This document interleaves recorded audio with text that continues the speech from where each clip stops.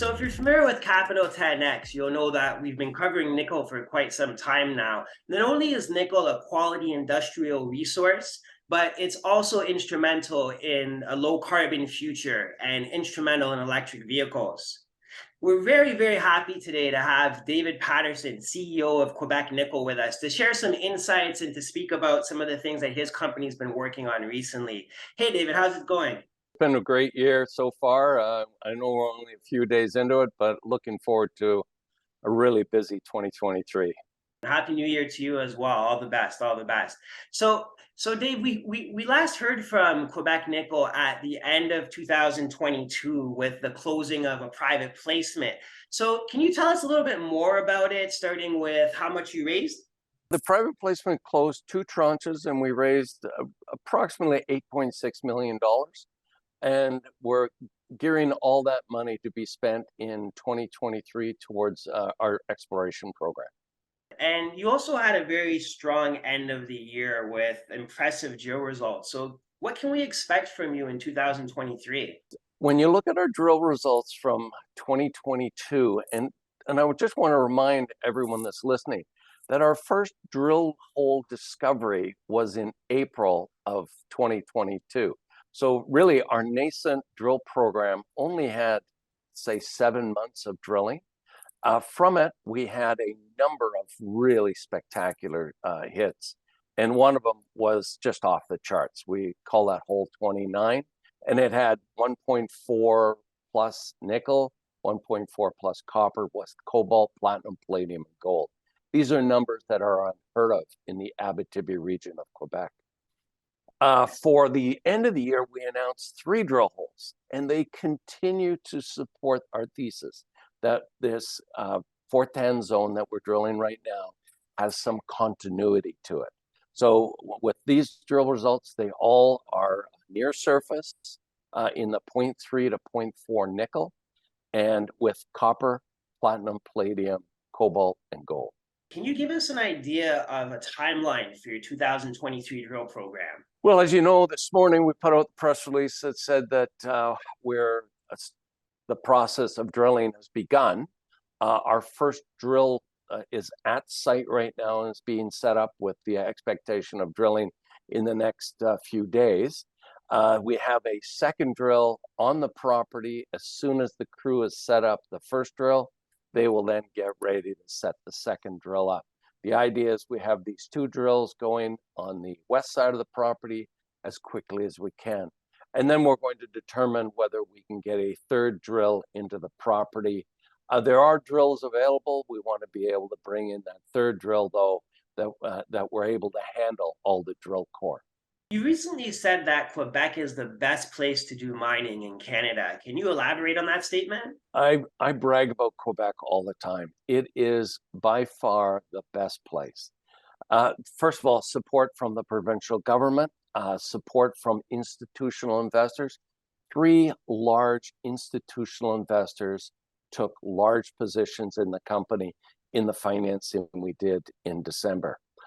In addition, we have support from the community, and you can see this in the way that people are here to help us in the little towns of Cavillon, Saint-Terre, and Val-d'Or. We're able to bring in people from these communities to help us work in the field. So it's really quite a wonderful place to work. It's mineral rich, and a province that has been built its culture on mining, forestry, etc. The CEO of VRIC recently stated or referred to the era of trust as he forecasts a rise in demand for critical resources. So what are your thoughts on his statements?